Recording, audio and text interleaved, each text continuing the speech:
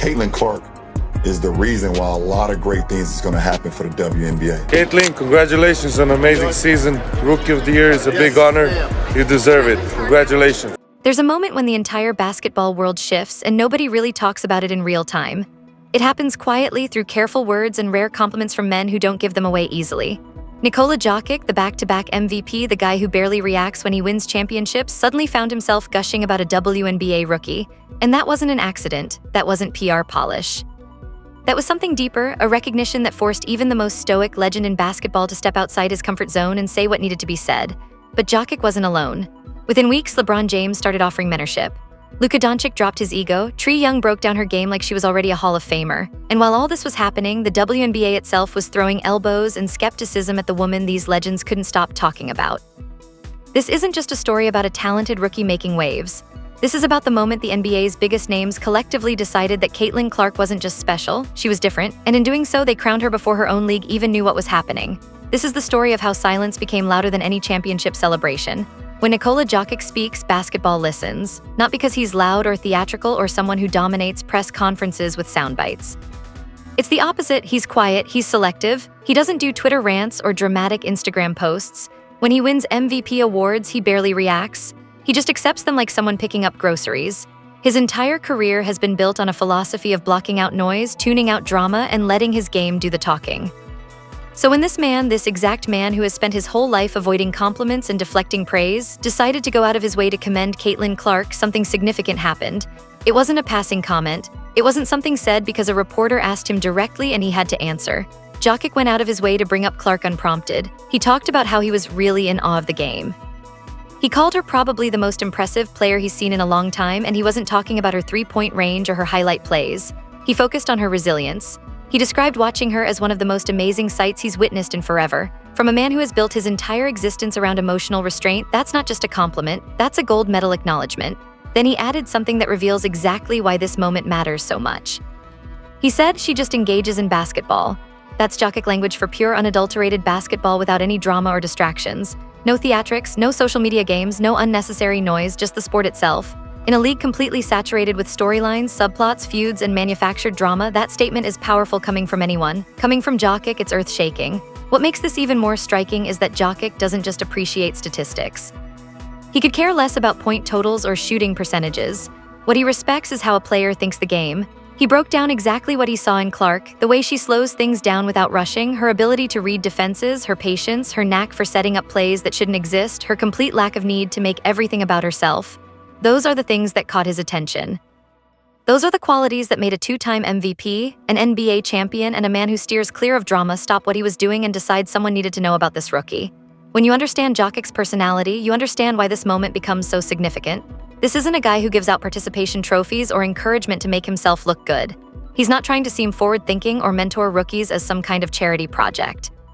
He saw something genuine, he recognized excellence when he witnessed it, and he felt compelled to acknowledge it, which tells you everything about what he actually observed when he watched Caitlin Clark play basketball at the highest level. But here's what nobody was prepared for. This was just the beginning. Jokić wasn't alone in seeing what he saw. Within days, other legends started stepping forward, and what they said would change everything about how the basketball world looked at this rookie. If you actually watch tape, not highlight reels, not Instagram compilations, but real game footage broken down frame by frame, something extraordinary emerges. The comparisons between Nikola Jokić and Caitlin Clark aren't just Twitter talking points or clickbait headlines designed to get engagement. They're legitimate observations from people who study basketball at the highest level. When you place their games side by side, the similarities are impossible to ignore. Both players use their eyes as weapons. They don't just see defenders, they manipulate them with their vision before the ball even leaves their hands. A Jokić pass fake with his eyes will send an entire defense rotating the wrong direction. A Clark head fake will pull defenders into positions where they're helpless.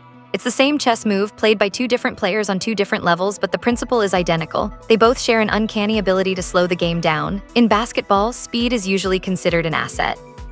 Pace is power, but Jokić and Clark have both figured out that the real advantage comes from making the game slower than everyone else is playing it. They pause a moment longer than anyone anticipates. They hold the ball an extra beat. They let defenders commit to their first instinct before responding. It sounds simple, but it's devastating because it forces everyone else to play in their rhythm, not theirs. Read-ahead basketball is what separates good playmakers from great ones. Most players see what's happening in front of them. Elite players see what's about to happen 3 moves down the line. Jokic and Clark both possess this quality. They're not just reacting to what defenders are doing, they're anticipating where they'll be and already have the next play set up. When Jokic hits a cutting teammate, it looks effortless because he saw that cut developing before the defender even had a chance to think about stopping it. Clark does the exact same thing in her half-court sets. The way they lure defenders into traps is nearly identical too. Instead of avoiding pressure, they invite it. They move into spaces where defenders have to help, which creates openings elsewhere. A Jokic screen that pulls a second defender is immediately a 3-on-2 situation where the Nuggets' offense becomes unstoppable. Clark runs similar actions, not with 7-footers setting screens, but with guards and wings, and the same principle applies. She makes defenses regret every choice they make by trapping themselves.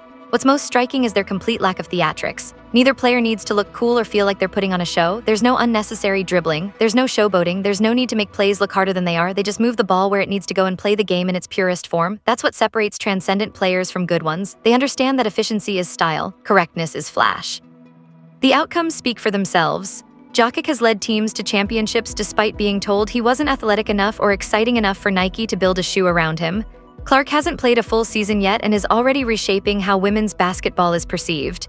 The way they approach the game isn't just similar, it's nearly identical in philosophy.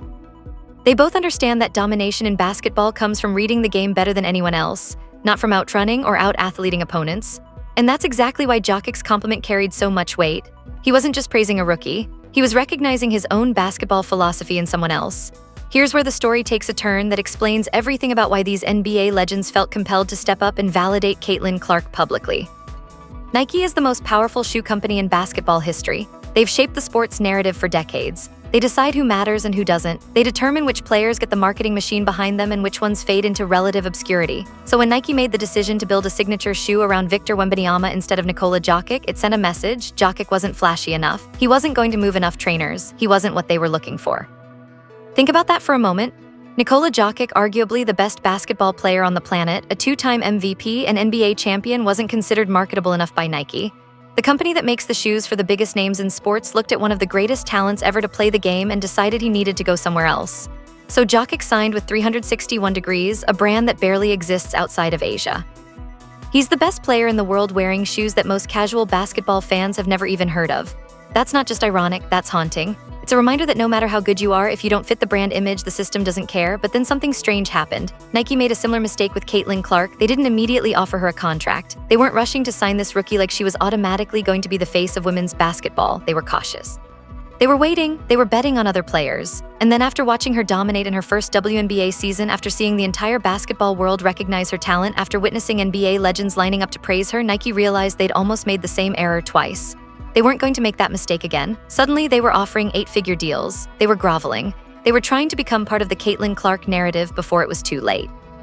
The company that rejected Jokic was now desperately trying to catch up with Clark. The same brand that decided flash and flair mattered more than actual excellence suddenly understood what they'd been missing. It's poetic in a way that's almost too perfect. Nikola Jokic, the player nobody thought was exciting enough to sell shoes, is now witnessing someone else break through the exact same wall that held him back. Except Clark is doing it faster. She's doing it brighter. She's doing it with twice the spotlight and half the hesitation. And Jokic understands what that feels like because he's been on the other side of that equation. He knows what it's like to be the best but be ignored, to dominate but fail to garner media attention, to rule without the recognition. So when he looked at Caitlin Clark, he wasn't just seeing a talented rookie. He was seeing validation for everything he'd been through. He was seeing proof that excellence doesn't need Nike to matter. That greatness doesn't require flashiness to be real, and that sometimes the world catches up to what it should have seen all along. That's why his compliment mattered so much. It wasn't just about basketball, it was about something deeper, a recognition that what truly matters always finds its way to the surface eventually. LeBron James doesn't mentor rookies. Let's be clear about that from the start. He's not out here playing big brother to every young player who enters the league, offering guidance like some kind of charitable endeavor.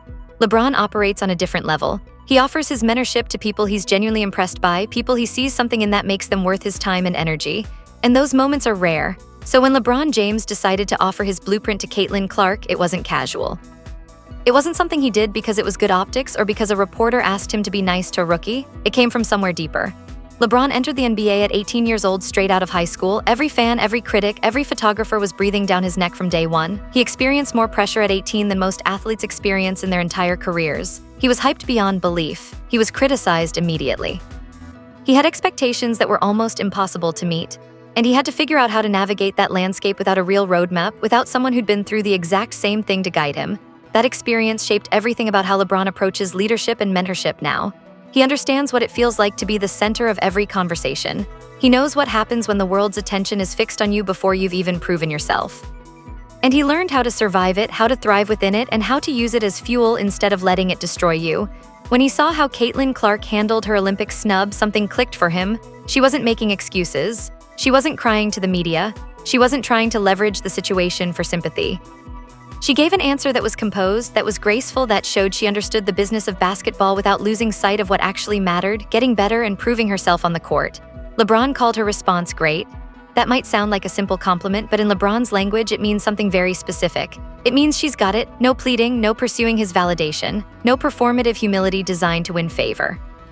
Just genuine composure when it would have been easier to snap, when it would have been justified to complain. When most people would have lashed out, that's when LeBron decided to step in. He told her to put her blinkers on and go to work, stay humble, handle the criticism and everything that's going on fairly well. It's advice from someone who's walked that exact road before. It's a map from someone who survived the fire. And LeBron doesn't offer that to just anybody. The thing about LeBron's endorsement is that it carries generational weight. He's been through what very few athletes have experienced. He survived the pressure, the expectations, the criticism, and the constant scrutiny. He came out the other side as one of the greatest to ever play the game, so when he looked at Caitlin Clark and said, "You've got this," he wasn't saying it lightly. He was saying he sees the same qualities in her that he recognizes in himself, the ability to block out noise. The willingness to work when others would quit, the mental fortitude to stay composed when everything around you is chaos. That's not something you can teach, that's something you recognize when you see it, and LeBron saw it in Caitlin Clark. Luka Dončić is one of the most talented basketball players alive. He's also one of the most sarcastic, most confident, most ego-driven competitors in the NBA. This is a guy who will score 70 points and then make jokes about it in 5 different languages. He treats trash talk like a warm-up exercise. He uses sarcasm as his native language. His game is built on confidence that borders on arrogance. He's the type of player who makes you feel his personality on the court before you even see his stats. Luka doesn't back down from anyone. He'll cross over a defender and then smile at them like they should have known better. Controls the narrative wherever he plays. His ego isn't something he hides or manages, it's fundamental to who he is as a competitor and a person. So what happened when Luka was asked about Caitlin Clark's shooting ability was genuinely shocking. He didn't deflect, he didn't make a joke, he didn't lean on his personality to avoid giving her a real compliment. He simply said, "She's a better shooter than me." No ego, no sarcasm, no deflection, just a straight acknowledgement. For anyone who knows Luka's personality, that statement is almost unbelievable. This is the man who dominates through personality as much as talent. This is someone who uses humor and trash talk as extensions of his game. This is a player who thrives on being the coolest guy in the room, on having the sharpest wit, on never ceding ground to anyone. And he gave it all up. Without even blinking, he handed over the one domain he typically controls completely. He admitted that Caitlin Clark shoots better than him. That's not just a compliment, that's a surrender. That's an ego-driven player saying, "You're better than me at the one thing I love most." It's crazy because it tells you everything about how Luka actually evaluates talent. He's not interested in false modesty or protecting his image. When he sees something real, he acknowledges it. When he witnesses elite-level skill in a domain he cares deeply about, he doesn't diminish it or contextualize it or explain it away. He just says it. That kind of response can only come from genuine respect. You don't give up your ego to someone you don't truly believe in. You don't hand them the crown in your domain unless you actually believe they've earned it. And Luka, a guy who has built his entire personality on dominance and control, looked at Caitlin Clark's shooting and made a choice to step aside. What makes this even more significant is the timing. Luka did this publicly. He didn't slip it into a private conversation or mention it casually. He said it where people could hear it, where it would be documented, where it would become part of the narrative about Caitlin Clark. He was essentially telling the basketball world that this rookie was better at something fundamental than he was. That's the kind of thing that only happens when a legend sees something undeniable, when the evidence is so clear that ego becomes irrelevant, when you're watching someone operate at a level that transcends competition and becomes something worth celebrating regardless of where it comes from. Luka Dončić dropping his ego for Caitlin Clark wasn't just a moment of sportsmanship. It was a moment of clarity from someone who understands excellence at the highest level. He saw it, he recognized it, and he refused to diminish it. Trae Young is a point guard's point guard. He's someone who studies the game obsessively. He understands angles, spacing, reads, decision-making, and all the subtle things that separate elite playmaking from good playmaking. He's not someone who just gives out hype or vibes. He studies tape. He breaks down what he sees with precision and technical language. So when Trae Young decided to comment on Caitlin Clark, people paid attention, not because he was hyping her up emotionally, but because what he said came with actual analysis behind it. He didn't just say she's amazing. He deconstructed her game with the kind of detail you typically only see when professionals analyze Hall of Famers on film. Clark had dropped 40 points and 12 assists. Instead of just celebrating the numbers, Trae broke down exactly what she was doing to create that stat line. He described how she was reading defenders with hang dribbles, how she was using those dribbles not to attack but to gather information about how the defense was set up, how she was drawing defenders into traps and then adjusting spacing to exploit those traps, how she was running her entire team's offense like a seasoned professional. That kind of analysis isn't casual. That's cold, technical praise. There's no emotion in it. There's no personal attachment. It's just a playmaker recognizing another playmaker and breaking down exactly why what he's watching is elite level. And that matters because it's the type of analysis that usually gets reserved for people who have already been validated as all-time greats. Trae offered it to a rookie as if she'd already earned her spot in that club. He watched her game and decided that the appropriate response wasn't hype or excitement, it was legitimate professional analysis. He studied her the way you study film of Nikola Jokic or Steve Nash or any other point guard who's changed the game through intelligence and vision. What Trae was really saying was, this player isn't just talented, she understands the game at a level that most people never reach. She's not just impressive athletically or statistically, she's impressive intellectually. She's running an offense with poise and reads that suggests she's been playing this game at an elite level for years, not months. There's something about technical praise that carries more weight than emotional praise. Anyone can get excited about a great game. Not everyone can break it down and explain exactly why it was great from a technical standpoint. When Trae Young did that for Caitlin Clark, he was offering her the ultimate compliment from someone who lives and breathes basketball intelligence. He was saying, you think like a Hall of Famer, you move like an elite playmaker. You understand angles and reads that take years to develop, and you're operating at that level already. That's not hype. That's recognition. That's a peer, someone operating at the highest level of professional basketball, acknowledging that Caitlin Clark is playing on the same intellectual plane that he is, not because of her athleticism or her shooting, because of her mind, because of the way she reads the game. Because of the understanding she demonstrates through her movements on the court. Trae Young doesn't offer that kind of analysis to just anyone. He offers it when he's genuinely impressed by another player's basketball intelligence. And in this case, he was so impressed that he couldn't help but break down exactly what he was seeing, not for hype, but simply to acknowledge what he recognized as elite-level play. While NBA legends were stepping up to validate Caitlin Clark publicly, something else was happening on the court that the headlines barely mentioned. The WNBA itself wasn't rolling out a red carpet, it was throwing elbows. Veterans in the league were targeting her with cheap shots, not subtle contact, actual targeting, elbows in transition, hard fouls disguised as defensive intensity, physicality that crossed from aggressive into borderline dirty. This wasn't the NBA's welcoming committee. This was the WNBA's version of a hazing ritual, except meaner and more personal. Pat Beverly, a guy who has made his entire career on harassing elite guards and testing their toughness, came out and said openly that Caitlin was being targeted. He used the word borderline dirty to describe what was happening to her. And when Pat Beverly, a player whose entire identity is built on physical, confrontational defense, says something is crossing the line, you know it's real. Shaquille O'Neal admitted openly that he didn't think she could deliver. He said she'd fold under the pressure. He basically bet against her, and then she covered the court with bombs and receipts and wins. Shaq didn't make excuses. He called it what it was, the truth. She proved him wrong, and he acknowledged it without backtracking or sugarcoating. But here's what's most striking about how Caitlin Clark responded to all of this. She didn't call anyone out. She didn't go on social media and air grievances. She didn't give a weeping press conference. She didn't demand the league protect her or referee her games differently. There were no public complaints, no dramatic moments, no narrative building. She just went back on defense. She marched to the next possession like nothing had happened. She let her game do the responding. That's a different kind of power than most people understand. Silence in the face of adversity is louder than any tirade could ever be. When you're getting cheap shots and you respond by dropping 40 points and 12 assists, that's not just a good game, that's a message. When you're being tested and you refuse to acknowledge it or complain about it, that's not just toughness. That's a statement about who you are as a person. What Caitlin Clark understood, and what every NBA legend who stepped up for her also understood, is that the best response to doubts isn't arguing with people who doubt you. It's proving them wrong on the court. It's staying composed when others would lose their cool. It's maintaining your standard and your dignity even when the people around you are trying to make the game personal. The physical battles didn't break her. The cheap shots didn't change her approach. The targeting didn't make her defensive or bitter. She just kept playing basketball at an elite level and let everyone else deal with their own reactions to that. And that quietness became the loudest statement in the entire conversation. Because as Clark stayed silent, her defenders became more vocal. The NBA legends who recognized what she was experiencing felt compelled to speak up, not because she asked them to, but because they understood exactly what that kind of resilience meant. They'd been through versions of it themselves, and they recognized it when they saw it. Her silence didn't make her weak, it made everyone around her show their own character. The ones who defended her looked like leaders, the ones who doubted her looked foolish. And Caitlin Clark just kept playing. What started as one legendary player's rare compliment evolved into a full-scale coronation. Jokic saw himself in her. LeBron offered his blueprint. Luka dropped his ego. Trae broke down her brilliance.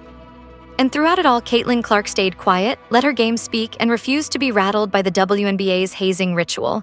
The most significant part of this story isn't that individual NBA players praised a WNBA rookie.